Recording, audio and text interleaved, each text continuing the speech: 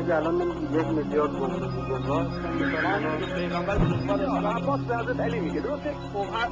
دوست عزیز شما قطعا من قول میکنم از شما یا اشتباه داری میگید یا دروغ. چرا؟ این اول روایت رو به این دلیل که رضیت آشورا اصلا اسم اول شما نیومده. نه اسم ابوبکر شما اولین ظالم به اهل بیت ازل یا علی یا فرق بینهم برحمت.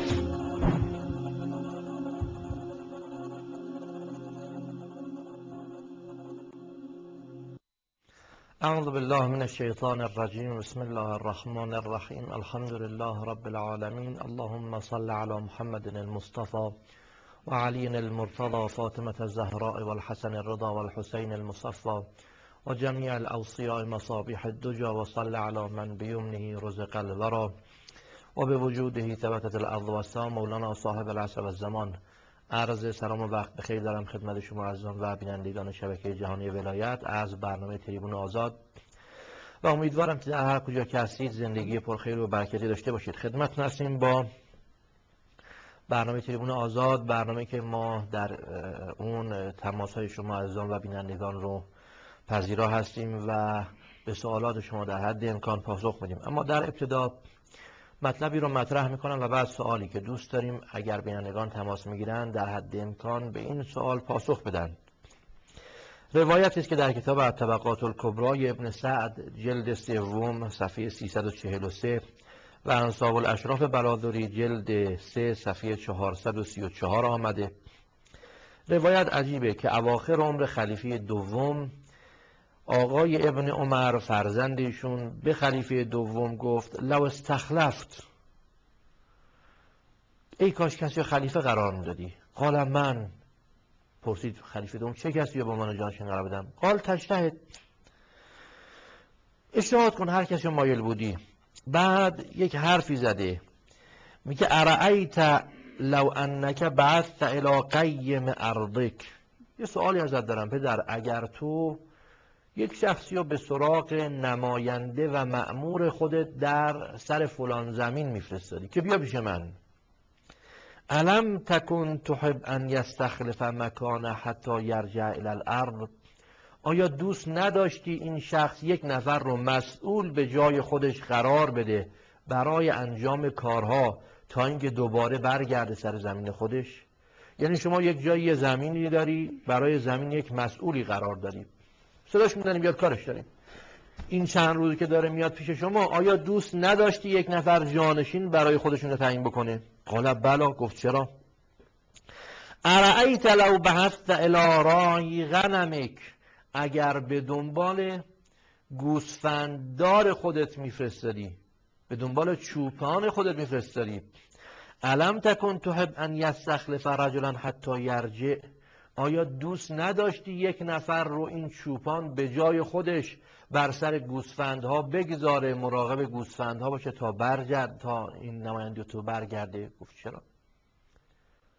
خب وقتی که خلیفه دوم این گونه حتی برای یک مجموعه از حیوانات میگه باید حتما یک راعی داشته باشن، اگر من راعی و چوپان آنها رو به فرا بخوانم باید یک نفر جایگزین برای خودش بگذاره، این کار عقلایی است. اگر زمینی داشته باشم، یک مأموری داشته باشه، اون مأمور رو بخوام تا وقتی برمیگرد باید یک نفر جانشین و جایگزین برای خودش بگذاره، این کار عقلایی است. آیا معقوله بگیم رسول خدا صلی الله علیه و آله و سلم سازوکاری برای بعد از خودشون تشخیص ندادند؟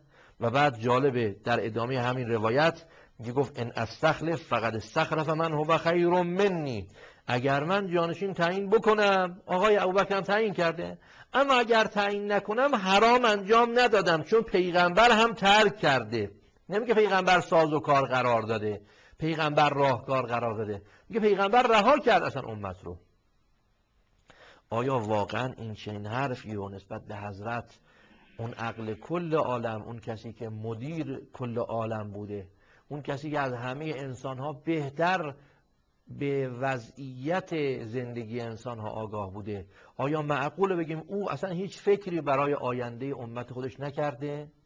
چه این حرفی رو میشه زد که متاسفانه در این روایات مطرح شده. امیدواریم که دوستانی که تماس میگیرن اگر در این قضیه نظری دارن مطرح بفرمایند. خب اتاق فرمان تماس بس شده.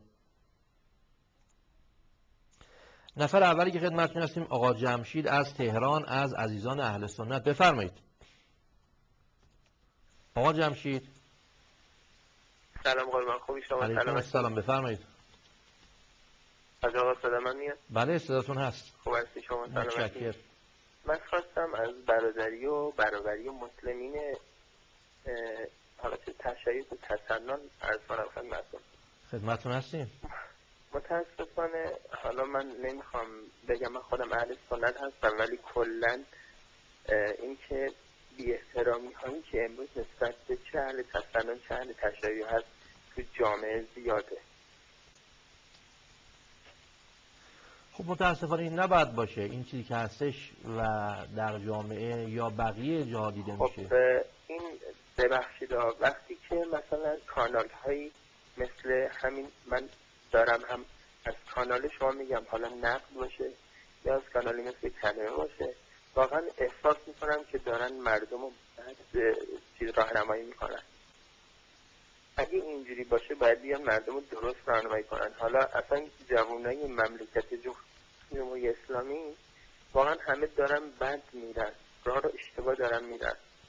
حالا همه دارن یه طرف گرایش شیعه، یه طرف گرایش سنی. نه آقا جمشید که میفرمایید شما حرف خوبی است که باید راهنمایی بشه و ما بارها چه بنده حقیق چه دیگر اساتید شبکه چه استاد گرانقدرمون آیت الله دکتر حسین قزوینی فرمودند که ما شیعیان مراجعمون و ائمه‌مون راهکاری برامون قرار دادن. بفرمایید. تو حرفتون بفرمایید. نماز خوندن اهل تسنن دست گرفتن، نماز خوندن اهل تشیع دست نگرفتن، اصلا کاری ما به اون نداریم. شما طرز سلام کردنتون به خدا اینجوریه، ما طرز سلام کردنمون به خدا اینجوریه، ولی خیلی گناهتر از این دوتا حالا بگیم کدومشون درسته و خدا میداند و من مطمئنم هیچ کدومش درست نیست، چون تو قلب تو یه چیزیه، یه نیت پاکه، منم یه نیت پاکه، ولی گناهتر و بزرگتر از این دوتا اینه که داریم تو دنیایی تو جامعه‌ای که با هم کنار هم داریم زندگی میکنیم و این حکومت‌های فاشیست و مثل انگلیس و امریکا اومدن دارن توطئه چینی میکنن. خود بزرگان مملکت خودمونم میدونن دارن رخنه میکنن تو ما با این گرایش شیعه سنی. اگه یادتون باشه انگلیس تو هزاره چندم بود خواست حمله کنه به کمپانی هند شرقی، تنها راهش این بود عثمانی و ایران رو به جون هم بندازه تا از وسط اینا عبور کنه. ما چقدر مردمایی هستیم واقعا فکرشو نداریم. بیایید بشینید برادری برابری این مشکلاتی. علی کسی بود که به نظر من اگه یه دونه اهل تسنن تمام اهل تشیع به اندازه یه دونه اهل تسنن علی رو قبول ندارن. حضرت علی کسی بودی که برابری و برادری رو بین مسلمین دنیا گذاشته، ولی من هیچ برابری نمیدم، برادری هم نمونده. خب دوست از اینکه شما دارید مطرح میکنید مراجع ما ائمه ما بارها فرمودن، ما هم طبق روش همونا حتی اطلاع العظما سیستانی ما بارها تو این شبکه گفتیم دیگه از آن حفظشون شده که نگید برادرای ما اهل سنت، بگید جان ما اهل سنت، انفسنا اهل سنت. تا این حد عزیز بگم اهل سنت رو. این روش مرجع اطلاع العظما سیستانی، آیت العظما وحید، آیت العظما مکارم و دیگر مراجع ما همه همین روش رو دارن، تأکید دارن به هیچ وجه نباید به مقدسات ارزان اهل سنت جسارت بشه. اما یه بحث دیگه هست، ما در شبکه‌مون این رو بارها تاکید کردیم و گفتیم، شبکه‌های دیگری هستن علنا میان میگن شیعه و سنی کافر هستن، یعنی وهابی‌ها بارها گفتن، کارشناسان شبکه‌های وهابی بله گروه‌هایی از اهل سنت هستن و بسیاری از اهل سنت توسل میکنن ما اونا رو کافر میدانیم. اصلا کلمه کافر رو نمیگه، میگه این کار کفر است. خب حالا یک کسی کفر بگه میشه کافر دیگه، فرقی نمیکنه. کلمه کافر رو غالبا سعی میکنن به کار نبرن، میگن این کارشون کفره، چه شیعه چه سنی. زیارت قبور میرن، این کارشون شرکه، چه شیعه چه سنی. این حرفا رو میزنن، شیعه و سنی ها هر دو رو کافر میدونن.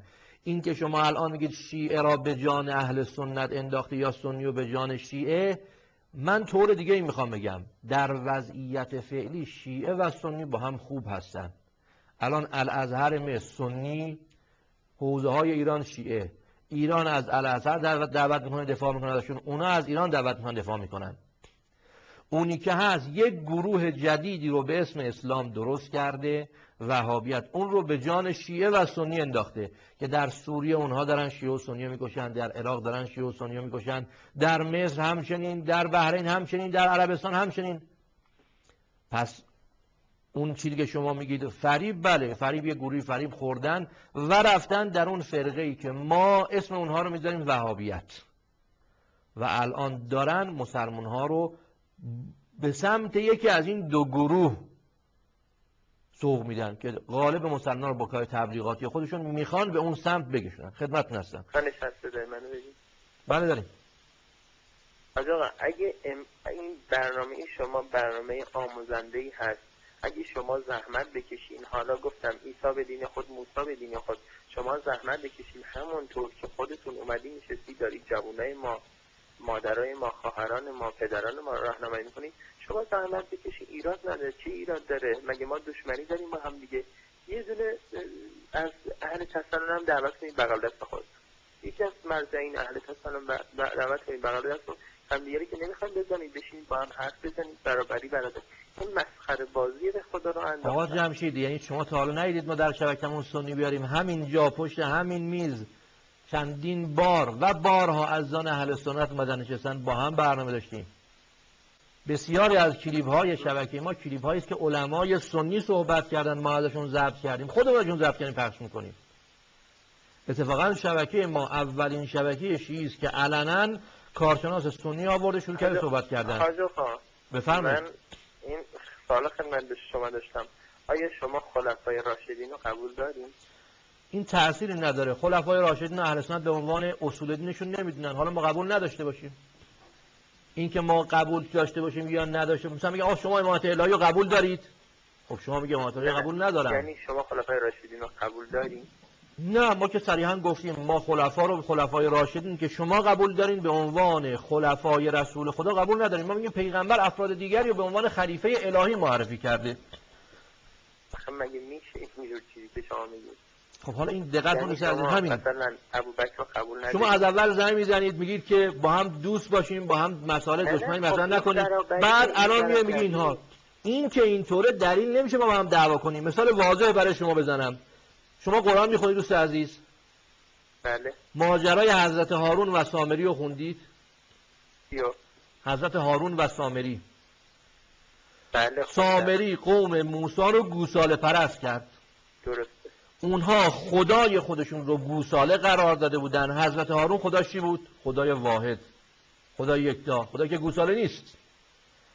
اما به خاطر اینکه بین بنی اسرائیل تفرقه نیفته، انی خشیت ان تقول فرقت بین بنی اسرائیل، با این همه دست شمشیر در مقابل اونها نبرده، کار تبلیغاتی خودشون. من ارادت خاصی به شما دارم و این جواب شما اصلا هیچ ربطی به سوال من چرا؟ جواب داره.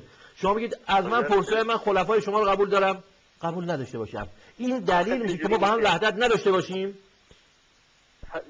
حضرت هارون با گوساله پرست، امام من قبول دارم. حضرت هارون موحد بود. این کار میکنه ملحد کافره.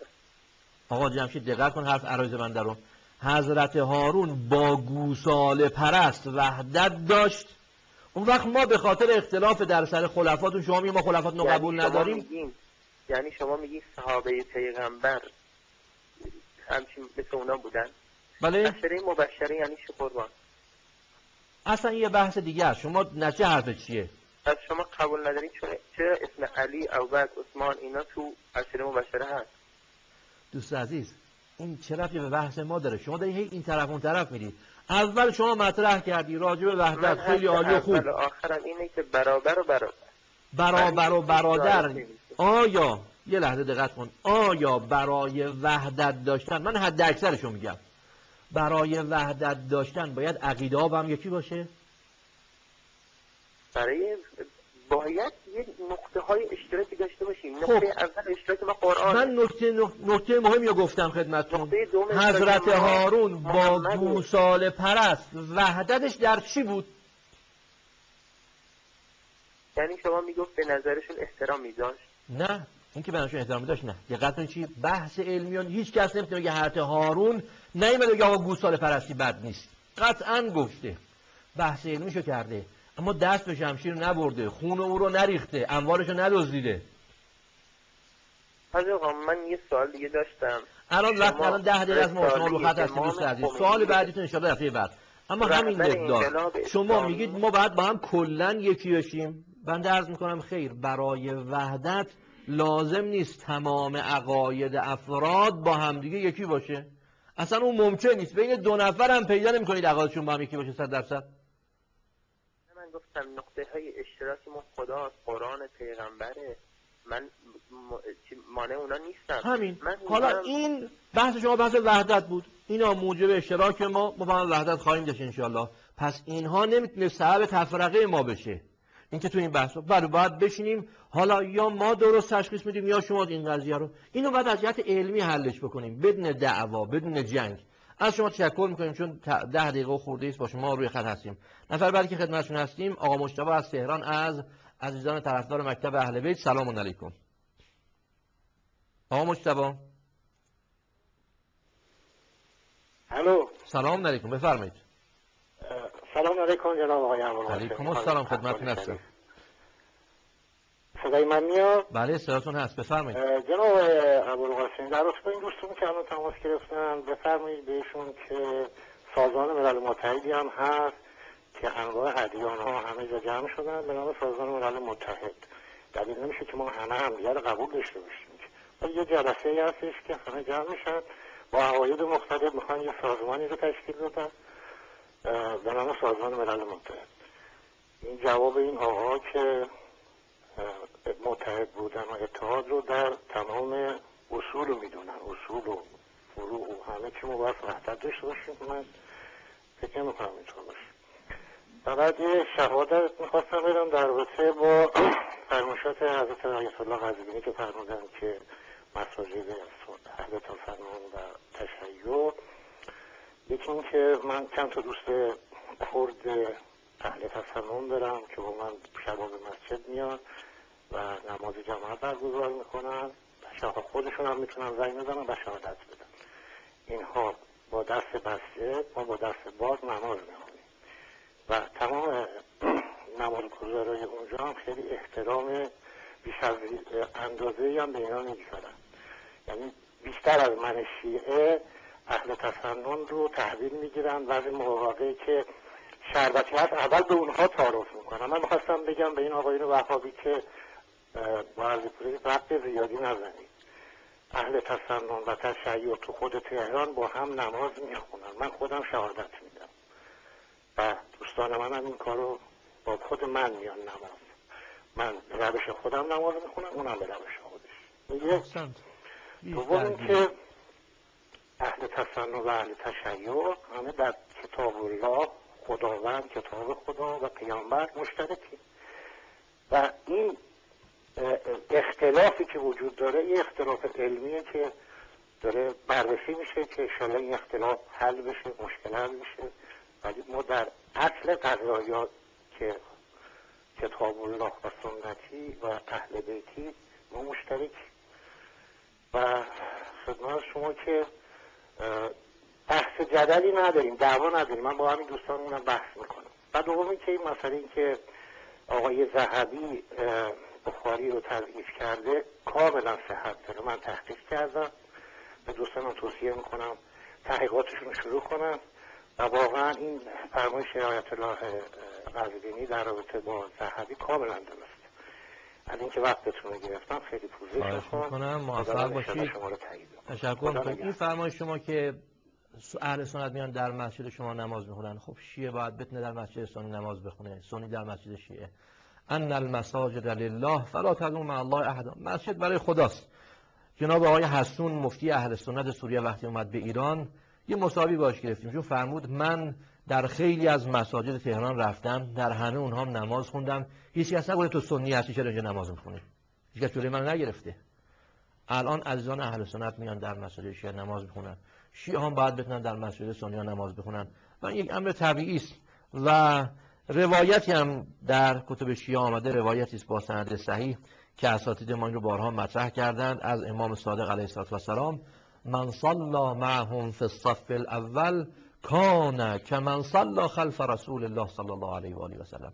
هر کس در صف اول جماعت اونها شرکت بکنه، در صف اول جماعت اونها بریم ببین آقا شیعه ها مثل اونها، یا با اونها نماز جماعت بخونه، سنی و در نماز جماعت شما برید نماز جماعت اونها، انگار که پشت سر پیغمبر صلی الله علیه و آله و سلم نماز خونده. این نه به این عنوان که حالا من عقیده اون طرف رو درست میدانم یا غلط میدونم، نه، برای این که وحدت مسلمان ها رو ایجاد میکنه. سنی ممکنه نماز شیعه رو درست ندانه یا وضوء شیعه رو درست ندانه، اما وقتی بیاد با ما نماز بخونه یعنی ما با هم مسلمان هستیم. حضرت هارون عقیده سامری رو قبول نداشت، اما وقتی با اون متحد، دشمن جرأت حمله به بنی اسرائیل به خودش راه نمیده. نه اینکه حضرت هارون عقیده گوساله پرستا رو قبول داشته یا گوساله پرستا عقیده حضرت هارون رو، نه، این اتحاد موجب می شود که دشمنان فکر حمله به ما رو نکنن. اگر شیعه با سنی نماز بخونه به این دلیل که موجب قدرت گرفتن مسلمان ها شده، انگار پشت سر رسول خدا صلی الله علیه و آله و سلم نماز خونده. خب نفر بعدی که خدمتتون هستیم آقا احسان از زاهدان از عزیزان اهل سنت، بفرمایید. سلام حاجی آقا، خسته نباشید. سلامت باشید. خوبی شما؟ خسته نباشید آقای بابا. متشکرم. برای از مزاحمت تماس گرفته بودم یه دسته بیو خسته نباشید به شما بگم. موفق باشید ان شاء الله. خواهش میکنم. فقط خیلی تشکر از برنامه خوبتون. فقط همین، مرسی. نکته دیگر نداری دوست عزیز؟ نه قربان شما. راجع به اون سوالی که پرسیدیم چی نمیخوای اظهار نظر بکنید؟ نه اظهار نظری ندارم. باشه. موافقم با شما قربان شما. ان شاء الله که موفق باشید. خدا نگهدار. بحث وحدت شیعه و سنی رو جناب آقای حسون گفت بالای هیچ مسجدی در تهران ندیدم که نوشته باشه مسجد شیعیان یا مثلا مسجد اهل سنت. نه، اتفاقا اینطور درسته. یه جا می‌نویسن کلیسای ارامنه. این که می‌نویسن کلیسای ارامنه یعنی اینها یه دینی غیر از اسلام هستند و برای خودشون عبادتگاه مخصوص دارن. این که ما بیایم بگیم آقا مثلا مسجد شیعه مسجد سنی، قبلا در ایران در شهرهای مختلف در روستاهای مختلف شیعه و سنی با هم توی مسجد نماز می‌خوندن. البته از وقتی که وهابی آمدن شروع کردن به این تحریک عقایدی یه مقداری خب تحریک کردن بعضی از عزیزان ما رو، اینها رفتن مسجد خاص خودشون درست کردن، ولی قبل از اون این چنین نبود. همه با هم نماز می‌خوندن. تو خیلی از شهرها اینطور بوده. حتی گاهی اوقات مسجدی بود مثلا برای اهل سنت، دیگه مردم اون منطقه شیعه ها می‌اومدن در اون منطقه ساکن می‌شدن، یواش یواش امام جماعت شیعه میاد. همین الان در مصر خود مصری ها در یک مسجد گفتن اینجا این منطقه چون جمعیت شیعه بیشتر شده شیعه ها بیان امام جماعت بخونن، یه امام جماعت شیعه گذاشتن برای این منطقه که این در تاریخ بی‌سابقه بوده. خب این از جهت وحدت بین شیعه و سنی الاثر الان به راه افتاده، همین رو داره میگه هر دو میتونن همونجا نماز بخونن. در تهران همچنین، در جای دیگه همچنین. امیدواریم که این کارها موجبات هرچه نزدیکتر شدن مسلمان ها به هم دیگه و ترس بیشتر دشمنان از ما رو فراهم بکنه. الان در دانشگاه کردستان توی یه مسجد به فاصله چند دقیقه یک نماز جماعت شیعه برگزار میشه برای یک نماز جماعت اهل سنت.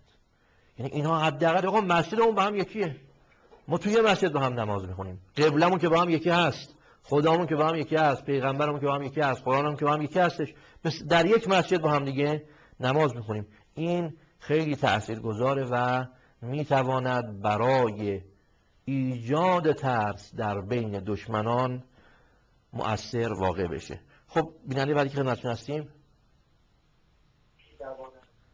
آقای ابو سلمان از زاهدان از عزیزان اهل سنت، بفرمایید.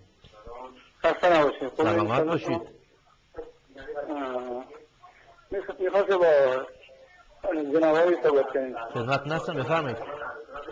صدای تلویزیون رو لطفاً ببندید، فقط از تلفن صدای ما رو بشنوید. خوبه انشاءالله شما؟ متشکرم، ممنون، بفرمایید. از بنده اینه که خدمت شما بچه ساکت مدارم صحبت بفرمایید. از بنده اینه که خدمت شما که این که شبکه ها شیعه و سنی هستن اعضا شدن، آخه اینو برای چی؟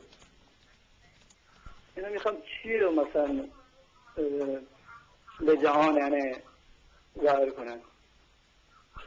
حالا ما که شبکه خودمون شبکه اسلامی میدونیم و به همین دلیل هم عزیزان اهل سنت میان در شبکه ما، هم علمای شیعه میان، هر دو گروه شرکت میکنن. اتفاقا هم آقای حسون هم آقای خالد الملا هفته گذشته در کنفرانس وحدت تاکید کردند بر اینکه این شبکه درش بر روی اهل سنت باز، سنیا میان. ما شبکه خودمون شبکه اسلامی میدونیم، اما اون کسانی که به دروغ ادعا میکنن سنی هستند اونها در واقع وهابی هستند و دارن بین شیعه و سنی درگیری ایجاد میکنن.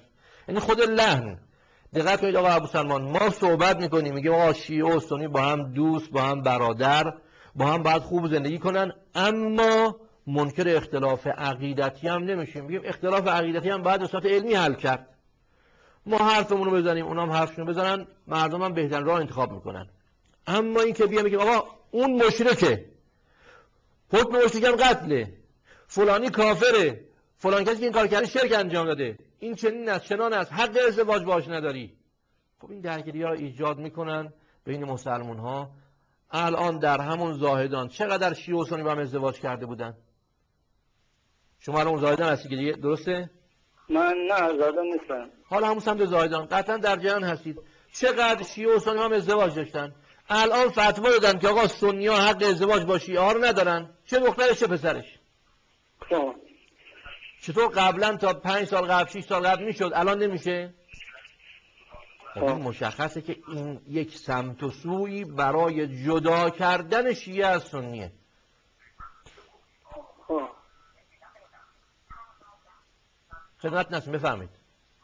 خب من همه عجیب هستم که مثلا اینه که این شبگاه رو میزنم، مثلا سنیه فاوره خودشون میکنم، مثلا شیعه. البته یه چیز رو برای شما روشن کنم، من نه سنی هستم نه شیعه هستم.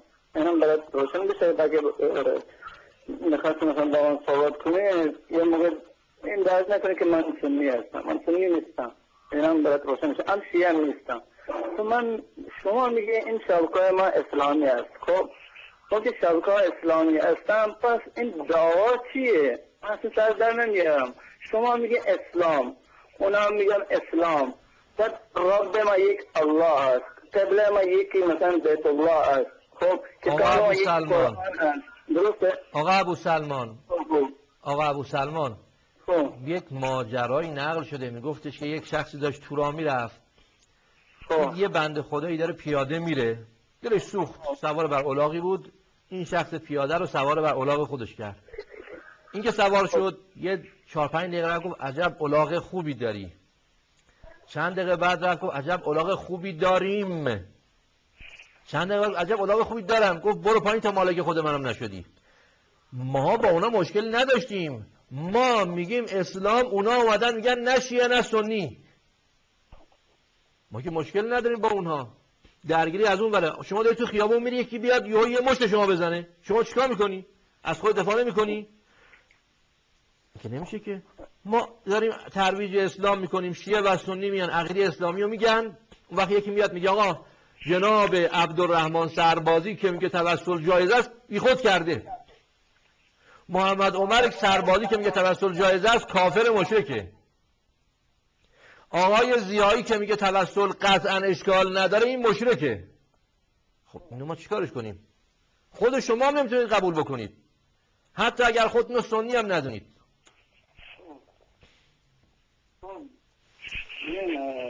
الان مردم در وسط مثلا موندن دیگه، ما اسلام از کجا بدونیم؟ مثلا شیعه میگن اسلام هست، اسلام آقایی، سنی میگن اسلام آقایی سنی هستن.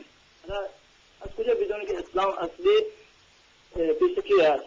خب این که باید تحقیق بکنید دوست عزیز، خیلی ساده. با تحقیق هر کسی ادلش از قرآن و سنت معتبر درست بود همون میشه حق. این دعوا نداره، این جنگ نداره، این کشتار نداره. ما اینو میخوایم بگیم. اگر شما میخواید تحقیق کنید پیغمبر اکرم چی فرمودن؟ پیغمبر فرمودن کتاب خدا و اطاعتم اهل بیتم، بعد از من از کتاب و از اهل بیت تبعیت بکنید. این روشی است که پیغمبر دستور دادن. اگر پیغمبر غیر این گفته بودن خب ما همون عمل می‌کردیم. اما یه چیز جالب گفتی، یه چیز آدم یه حرف گفتی لایق فرمودی دیگه که باید به کتاب و سنت مواد تحقیق کنی، یعنی کتاب و سنت رو باید بگیریم، درسته نه؟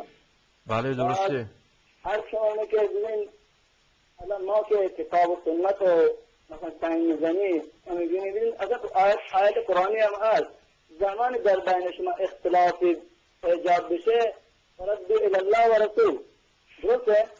آیه دیگه هم داره ولو ردوه الی الرسول و الی اولی الامر منهم. یه اولی الامری هم تو آیات هست.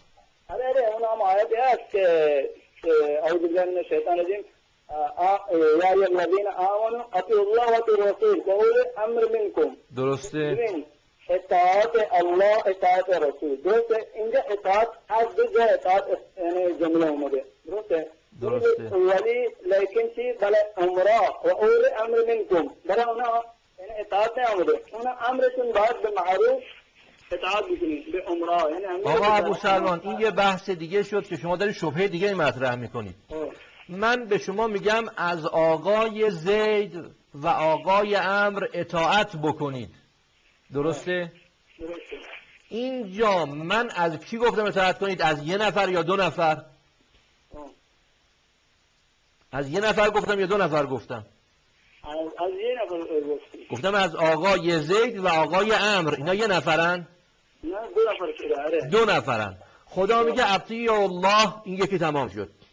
اطیعوا الرسول و اولی الامر، از رسول و اولی الامر اطاعت کنید. چرا شما اولی الامر رو تو اطاعت نمیارید؟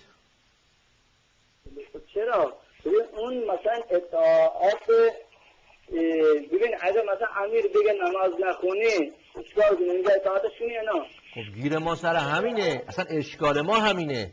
خدای متعال من قرآن رو بیارم. بله یه لحظه صبر کن دوست عزیز. آیه در سوره نساء آیه 59 اطیعوا الله و اطیعوا الرسول و اولی الامر منکم، از خدا اطاعت بکنید، یک، درسته؟ بعد از رسول و اولی الامر اطاعت بکنید. خدا میگه از رسول و اولی الامر اطاعت کنید مطلقا. سوال ما اینه این اولی الامر رو آیا پیغمبر معرفی کرده یا نکرده؟ اگر این اولی الامر خلفا باشن که خلفایی که خود شما قبول دارید که میگی مطلق نمیشه اطاعت کرد، اینا کی هستن که خدا گفته مطلقا ازشون اطاعت بکنید؟ خوب جای شما دست گذاشتید. اون کسی که شما به عنوان اولی الامر میشناسید خودت میگه اشتباه میکنه، اما خدا میگه از اولی الامر مطلق اطاعت بکن. پس معلوم اون کسی که الان شما به عنوان اولی الامر میشناسیش اون اولی الامری که خدا گفته نیست. مثال دیگه برای شما بزنم. من میگم شما برو پیش دکتر حالت خوب میشه. شما میری یه جا یکی نسخه برات مینویسه، میری میبینی خوب نشدی، میفهمی این دکتر نبوده، مدرکش جعلی و قلابی بوده.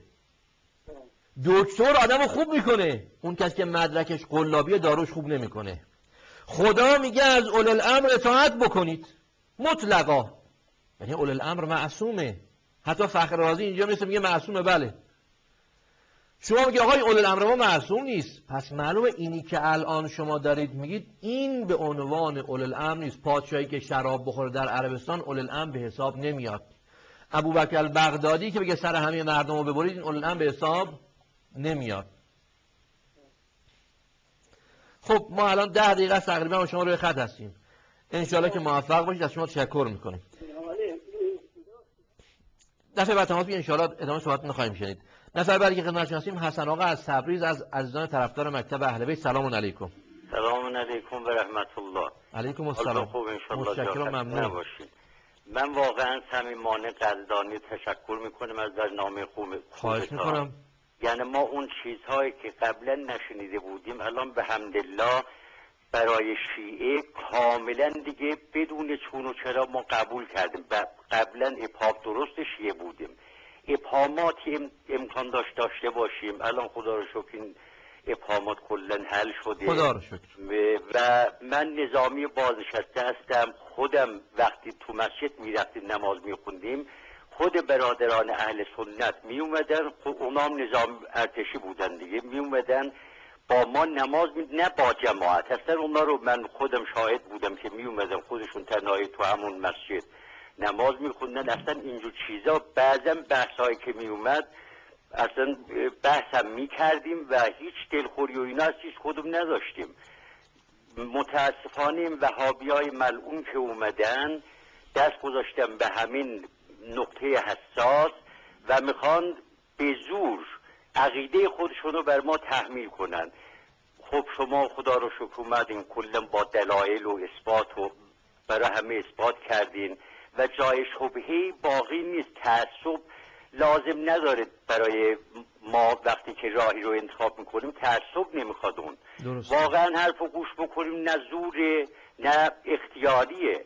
حرفا رو گوش کن، همون شبکه اون یکی شبکه ها رو، اصلا مسیحیت رو برو گوش کن، یهودیت رو گوش کن، هر کدوم انتخاب ببین راه کدومه. منتها اول بایستی من به نظرم کاملا بررسی کرد و خوبش رو انتخاب کرد. من خیلی سپاسگزارم، متشکرم. واقعا نمیدونم چجوری از شما تشکر بکنم. ما وظیفمون رو انجام همتون انشالله اجرتون با خداوند منان باشه. انشالله که موفق و مؤید باشید. ظهور که صاحب زمان به حق حسین. موفق باشید انشالله. خدا نگهدارتون. نفر بعدی که خدمتش هستیم آقای طالبی از چهارمحال و بختیاری از عزیزان طرفدار مکتب اهل بیت. سلام علیکم. سلام علیکم و رحمت الله. جناب آقای عباسی. ابوالقاسمی هستم. آقای ابوالقاسمی عذرخواهی میکنم. ببخشید عزیز. احوال شما که خوبه الحمدلله. انشالله. خدا رو شکر. جناب آقای ابوالقاسمی، در رابطه با آیه اول الامر من میخواستم یه نکته ظریفی تو این آیه به قول نهفته است، اگه اجازه بدید تذکر بدم، شاید به قول دوستانی که در این رابطه بحث میکنن این مقدار اگه فکر بکنن به یه نتایج به قول قابل قبولی برسن انشالله. بفرمایید. انشالله. توی این آیه که دقت بکنیم خداوند میفرمایند که اطیعوا الله و اطیعوا الرسول و اولی الامر منکم. حالا وقتی یه موضوعی وجود داشته باشه و بخواد اینجا مثلا بحث اطاعت مطرح بشه، اطاعت صرفا باید از یک نفر باشه در واقع و رسول و اولی الامر به طبع وسیله‌ای هم برای رسیدن من نیازمند، مسئله دارم مشکل دارم، به منبع اصلی که پروردگار هست. حالا نمیدونم متوجه حرفم شدید یا بله نه؟ بله.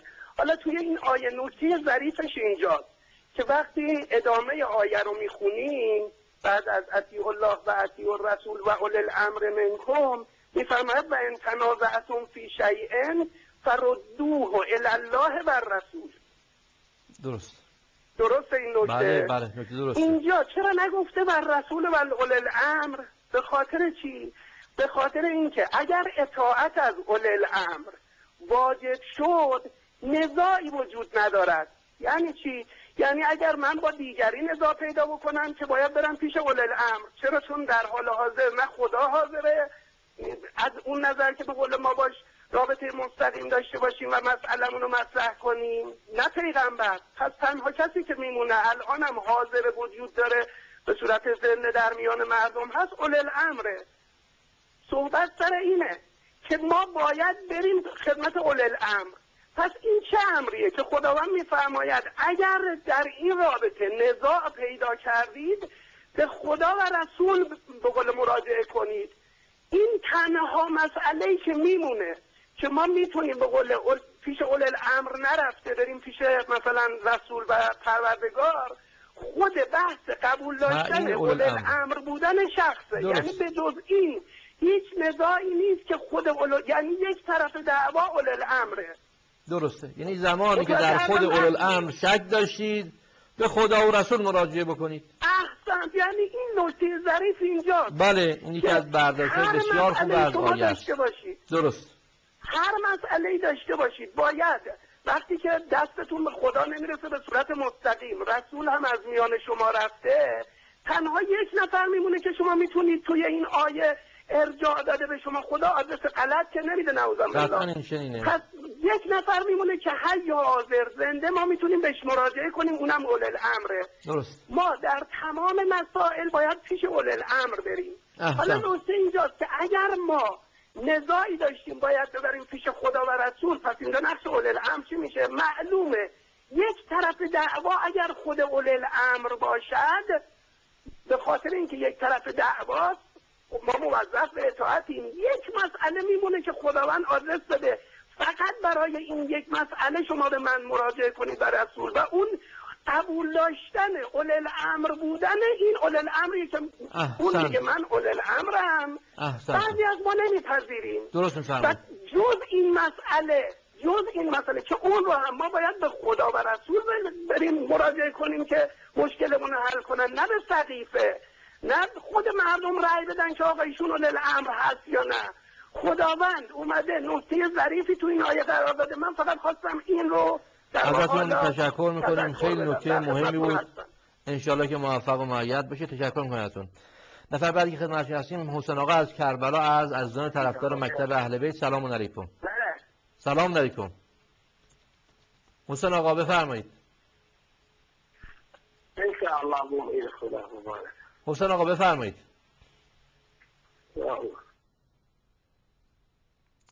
حسین آقا از کربلا.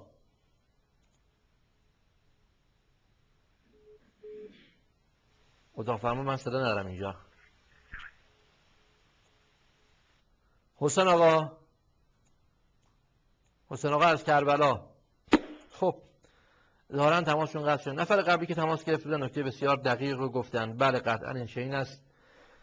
حضرت صدیقه طاهره سلام الله علیها در اون خطبه معروفشون فرمودند ولایت ما را خدا امان از فرقه و اختلاف قرار داده. یعنی اگر اول الامر قرار بدید ما رو هیچ اختلافی باقی نمیماند، و اگر اختلاف بشه یعنی در یک جا دعوا شده، اونم تعیین خود اول الامر بوده. اول برید مشکل تعیین اول الامر رو حل بکنید، پیش خدا و رسول برید، خدا و رسول برای شما اول الامر رو تعیین بکنن و بعد دیگه اختلافتون کلا از بین میره. این نکته بسیار دقیقی است که در این آیه است. نفر بعدی که خدمتتون هستیم آقای نمینی از تهران، از عزیزان طرفدار مکتب اهل بیت. سلام علیکم. سلام علیکم و رحمت الله. حاج آقا ابوالقاسمی. علیکم السلام و رحمت الله. بفرمایید. حاج آقا خواستم در درجه اول از برنامه بسیار خوبتون تشکر کنم. خواهش میکنم، وظیفه‌مونه. اجر خیر بهتون بده انشالله.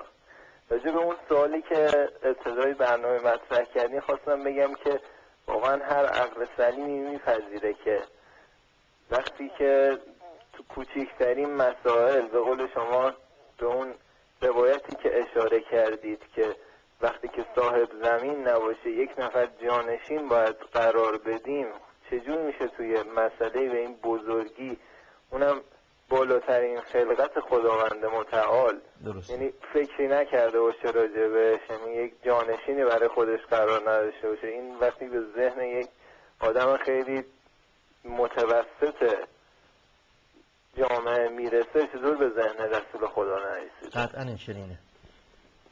بعد حاج آقا یه مطلب دیگه هم که خواستم شما یه مقدار من رو روشن کنید راجبش، اینه که لطفاً بیشتر میخوام مثلا جواب دوستان اهل سنت رو از زبون شما بشنوم. اینکه جمع بین توسل، یعنی اینکه ما خدا رو خودمون خدا رو بخونیم یا اینکه خدا رو با واسطه بخونیم چیه، و اینکه این مثلا آیات رو توضیح بدین که مثلا آیاتی مثل ادعونی استجب لکم یا آیه مبارکه فاذا سألک عبادی فانی قریب اجیب دعوت الداع اذا دعان، با این آیات جمعش با آیات مثلا آیاتی که داریم که برادران حضرت یوسف به پدرشون گفتن یا آبانا استغفر لنا، این جمع بین توسل چیه؟ ما خدا رو به صورت خودمون میتونیم خدا رو تنهایی بخونیم یا اینکه بهترش اینه که خدا رو با واسطه بخونیم؟ اگر ما اعتقاد به وساطت اینها در عالم حقیقت و عالم اون باطن داشته باشیم، شما خدا رو مستقیم هم صدا بزنی، خدای متعال که قطعا میشنوه، تو شک نیست، اما برای اثر بخشی به این خواستن باید از طریق ملائکه بره بالا، ثبت بشه، امضای به اصطلاح حاجت بگیری، بعد انجام بشه. خدای متعال عمدن این عالم رو عالم اسباب و مسببات قرار داده، چه نزولی چه صعودی. نزولیش رو ملائکه باید بیارن پایین، صعودیش هم ملائکه باید ببرن بالا، تو این شکی نیستش، هم شیعه هم سنی قبول دارن. یک آیه است خیلی عجیبه که وقتی که حضرت موسی نفرین کرد اون قوم فرعون رو، این آیه این حرف رو گفتن یا موسی ادع لنا ربک بما عهد عندک، ای موسی تو از خدا بخواه به حق اون مقامی که داری، لئن کشفت عنا الرجز لنؤمنن لک. یه شرط و جزایی گفتن شرط ما اینه اگر توی موسی خودت برطرف کردی مشکلات ما رو، ما به تو ایمان میاریم، بنی اسرائیل رو رها میکنیم. شرط اونها چی بود؟ این که خود حضرت موسی مشکلات رو چکار کنه؟ برطرف بکنه. خدای متعال چی میگه؟ میگه اینا پیمان شکنی کردن، اذا هم ینکثون، یعنی حضرت موسی برطرف کرد. خدا میگه فلما کشفنا عنهم الرجز، من خدا برطرف کردم. شرط اونا چی بود؟ اینکه حضرت موسی برطرف بکنه. خدا میگه من خدا برطرف کردم. خب خدا یا شرط اونا انجام نشده، تو خودت انجام دادی. این یعنی چی؟ یعنی اینکه خدای متعال این که اونها از حضرت موسی خواستن رو با اینکه از خودش خواستن هیچ فرقی بینش قائل نیست. اینا رو با هم یکی میدونه. اگه شما از پیغمبری که در همین واسطه از خواستید، از من خواستید. خدای متعال به پیغمبر میگه و ما رمیت اذ رمیت ولکن الله رمی. پیغمبر تو تیر ننداختی اون هنگامی تیر انداختی. خب تیر انداخت یا ننداخت؟ تیر که قطعا انداخته، ولکن الله رمی، اما این کار خدا بوده. یعنی که این کار خدا باشه یا کار ما، کار پیغمبر، از نظر خدا با هم چی میاد؟ یکی به حساب میاد.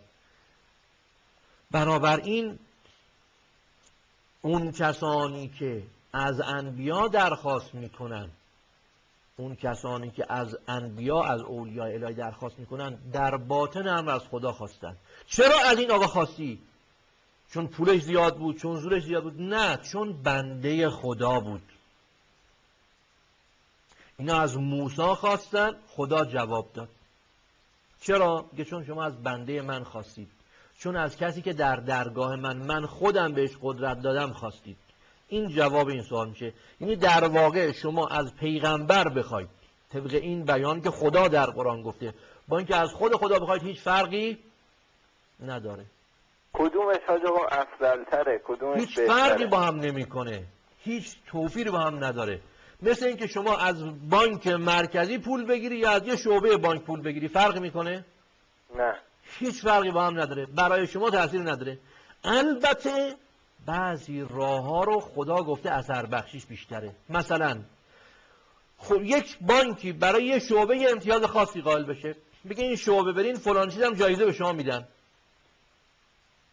کدوم برای شما بهتر میشه؟ همین دومی.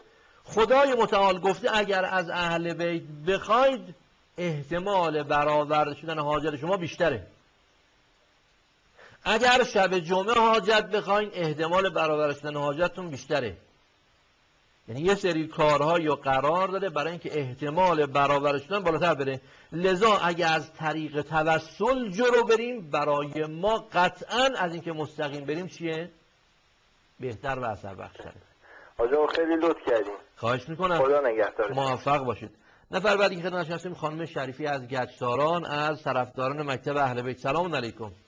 سلام علیکم، حال شما؟ متشکرم. بفرمایید. بسم الله الرحمن الرحیم. می‌خواستم در مورد ولایت امام علی صحبت کنم. خدمتتون هستیم، بفرمایید. ببخشید، من چند مدت پیش یه فیلمی شبکه کنم، یکی از شبکه‌های وهابیون، شبکه کلمه بود فکر کنم، فیلم عمر رو پخش می‌کردن. بله. بعد تو اون فیلم یه موقعی که ابوبکر میخواستن فوت کنن تو بستر بیماری که بودن گفتن که من میترسم از این که من بمیرم و جانشین من انتخاب نشه و بعد از من بین مسلمان ها اختلاف بیفته. من حالا میخواستم بگم که آیا آگاهی و بینش و دوراندیشی پیامبر صلی الله علیه و آله و سلم بیشتر بود یا عمر، که اینا برادران اهل سنت میگن که پیامبر جانشین برای خودش انتخاب نکرده بود، ولی عمر چطور تو اون لحظه که میخواست بمیره به اطرافیانش که دور برش نشسته بودن گفتم من عمر رو انتخاب میکنم به عنوان خلیفه. چطور ابوبکر این دوراندیشی رو داشت؟ آیا ابوبکر به امت اسلام بیشتر دلسوزتر بود یا پیامبر اکرم؟ مگه میشه پیامبر اکرم که دلسوزترین مردم به امتش بوده امت خودش رها همینجوری ول کنه، ولی ابوبکر این دوراندیشی رو داشته؟ و آیا پیامبر اهل سنت که میگن که تو غدیر و خم امام علی رو دست امام علی رو پیامبر بلند کردن که بگن که این دوست منه، مگه پیامبر تو اون موقع این همه مردم رو جمع کرده بود که فقط دست امام علی رو بلند کنن و بگن که این دوست منه؟ به چه دلیل مثلا این صحبت ها رو میکنن؟ اگه یه خورده اندیشه کنن میدونن که واقعا برحق ولایت ولایت امام علی علیه السلامه. قطعا اینطوره. ما از این نکته سنجی شما تشکر میکنیم. راجع به اون سریالی که به عنوان سریال عمر درست کردن، خب یه افسانه‌ای درست کرده بودن که در همون افسانه هم یک سری دروغ‌هایی بود از تیتراژش گرفته که مجبور شدن اصلاحش کنن در شبکه‌های فارسی زبان، چون میدونید اینها یک تاریخ جعلی درست کرده بودن. این مرحله اول جعل. مرحله دوم اومدن اون تاریخ جعلی رو تبدیلش کردن به یک سناریوی جعلی که سناریوی سریال عمر شد که باش درش دستکاری زیادی انجام گرفت. مرحله سوم همون سناریوی جعلی رو که به عربی درست کرده بودن اومدن به فارسی دوبله کردن، باز تو دوبله فارسیش خیلی جاها رو حذف کردن، خیلی جاها حرفا رو حذف کردن. مثلا جایی که به حضرت علی علیه السلام میگه تو برادر پیامبری، خلیفه دوم میگه، اینو حذف کردن از فیلم.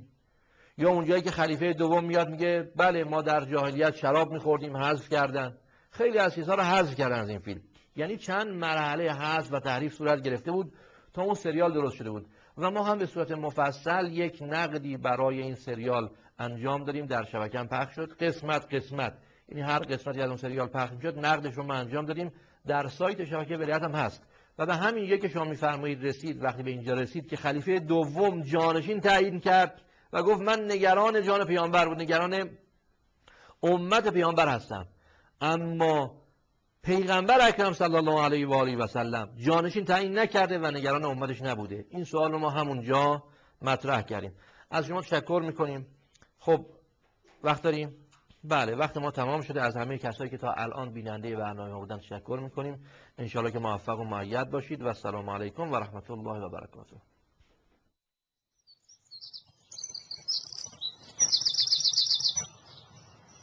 به جز از علی نباشد به جهان گره گشایی، طلب مدد از او کن چو رسد غم و بلایی، چو به کار خویش مانی در رحمت علی زد، به جز او به زخم دلها ننهد کسی دوایی، چو به کار خویش مانی در رحمت علی زد، به جز او به زخم دلها ننهد کسی دوایی.